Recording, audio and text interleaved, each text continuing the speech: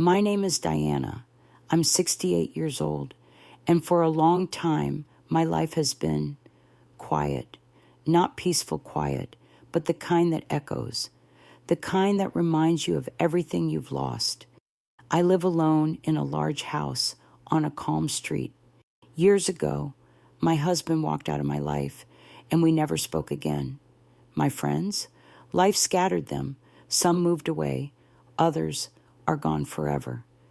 Now, most days, the only sound in my house is the ticking of the old clock in the hallway. Tick, tock, tick, tock. A constant reminder that time keeps moving, even when your life feels stuck. Every day looks the same. I wake up, make tea, sit by the window, and watch the world pass by. Birds in the garden, cars on the road, people with somewhere to go. Meanwhile, I stay still, like a forgotten photograph. Loneliness has a strange weight. It doesn't scream. It just quietly sits on your chest. But one ordinary Tuesday, something changed. A large, moving truck pulled up next door. That house had been empty for over a year. I watched as workers carried boxes inside.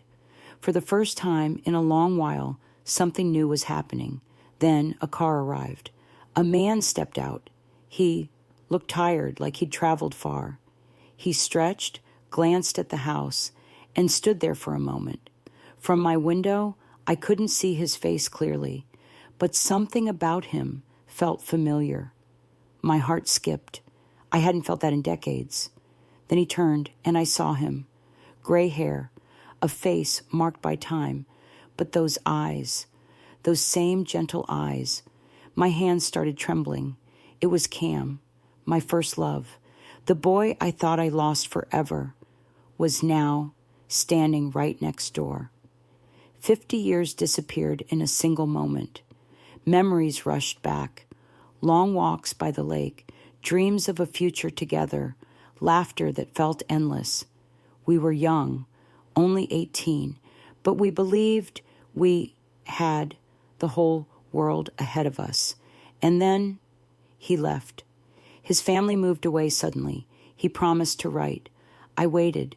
Days turned into months, but no letters came. I thought he forgot me. I thought he chose someone else. So I buried that love and built a life without him. But I never truly let him go. And now he was here, right outside my window. I gathered my courage and lifted my hand. A small wave. He saw me. He froze. His face changed. Confusion. Then shock. Diana, he whispered. The way he said my name told me everything. He never forgot either. The next morning, my doorbell rang. I already knew who it was. Cam stood there, nervous but smiling softly. Can I come in? He asked. We sat together with tea between us, like strangers carrying the same past. Slowly, we began talking, remembering the lake, the cinema, the songs we loved. For a moment, we were young again, but then the silence came. There was one question I had carried for 50 years. Why did you leave me? I asked. His expression broke. Leave you? Diana. I thought you stopped loving me. What he said next changed everything. He told me someone had said I moved on, that I didn't want him anymore. I stared at him, shocked. I waited for you, I whispered. In that moment, we realized something terrifying. We had both believed lies. Our love didn't fade. It was taken from us, stolen by someone we trusted, and suddenly the pain of 50 lost years came rushing back. But the truth we uncovered that day was only the beginning, because hidden somewhere in my past was a secret so devastating it would change everything we thought we knew about our lives. After that day, everything between me and Cam began to change. My quiet house was no longer silent. His laughter filled the rooms that once echoed with loneliness. We started spending time together, walking in the park, sitting by the pond, sharing stories of the lives we lived without each other.